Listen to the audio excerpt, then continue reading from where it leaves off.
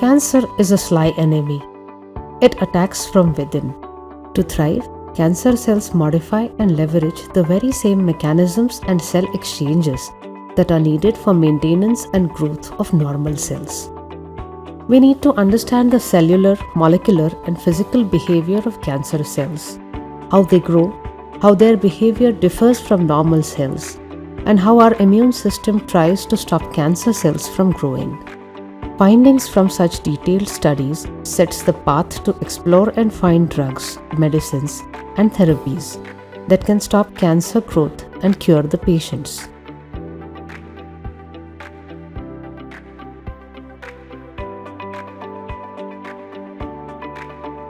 In the Cellular Biophysics Laboratory, Professor Shamik, Sen and team study the biophysical mechanism behind cancer metastasis, a process where a cancerous tumor spreads from its original place to other organs.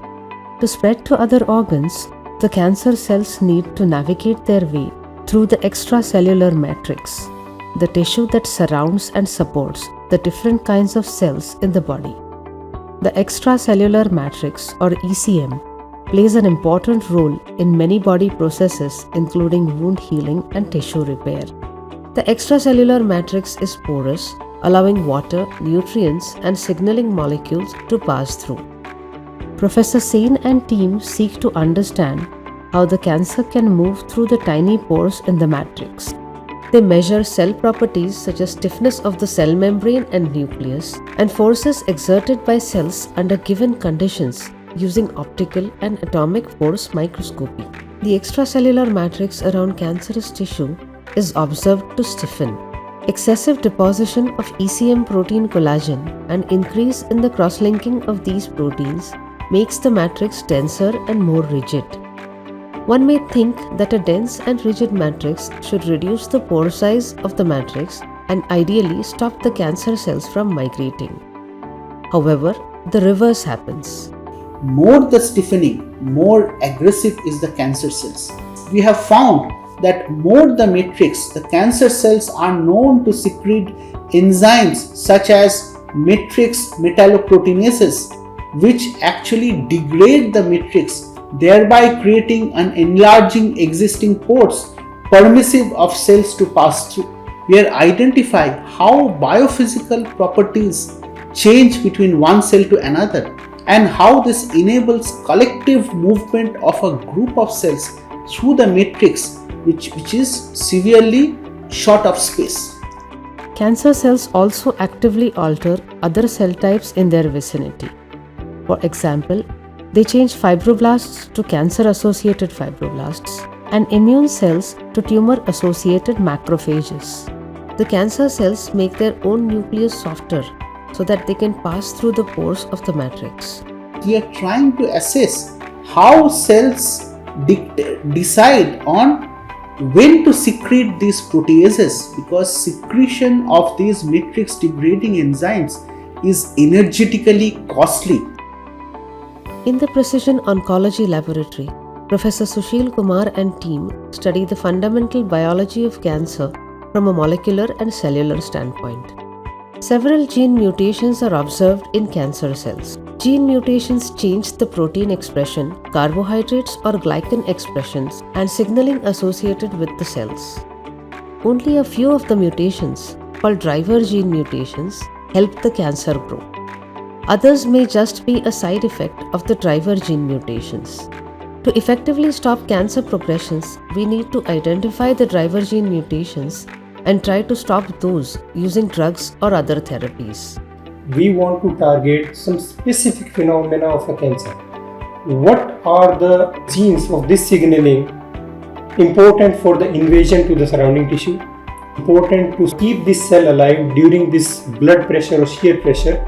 Important for the colonization to the distal organ, because the environment is very different.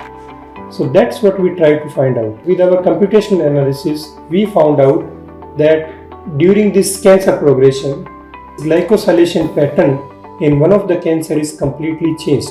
So here we identified that there is one gene family known as ALG. They do this glycosylation. Now we pin down to 2 to 3 genes and we are now cloning these genes trying to overexpress and then remove using CRISPR, and we will see what happens to this glycosylation, or ultimately how does it impact cell growth of a cancer. Professor Sushil Kumar plans to create clinically relevant tumor models for Indian patients.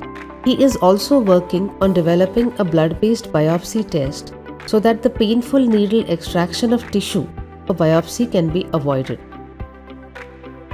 Cells divide from 1 to 2 and grow in numbers. Professor Dulal Panda's molecular cell biology laboratory studies microtubules, cell organelles that play a key role in cell division. Blocking the cell division process in cancer cells is one possible way to stop cancer from growing.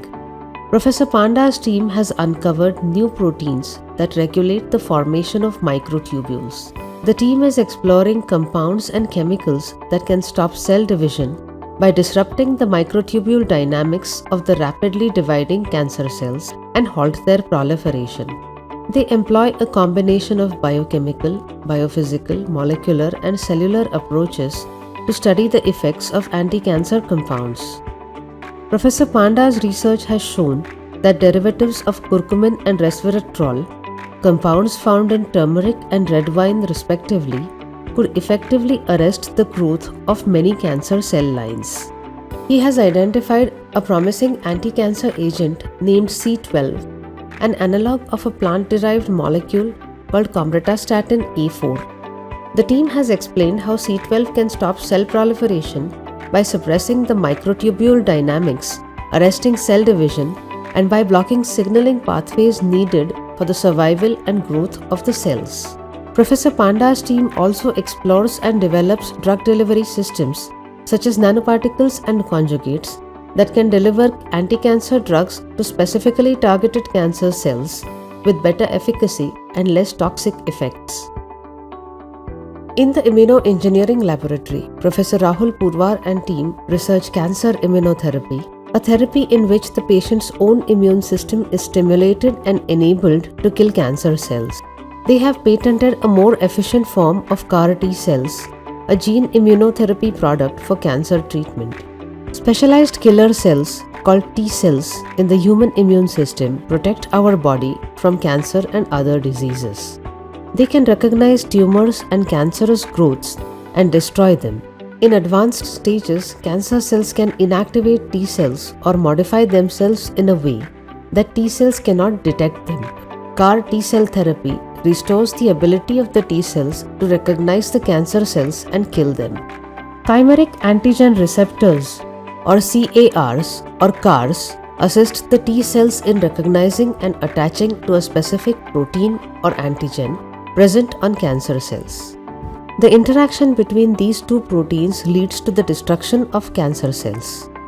The therapy involves drawing blood from a patient and separating the T cells, which are then genetically engineered with the help of a non-pathogenic virus to produce CARs. The cells which can now recognize the antigen or cancer cells and destroy them are then reintroduced into the patient's bloodstream.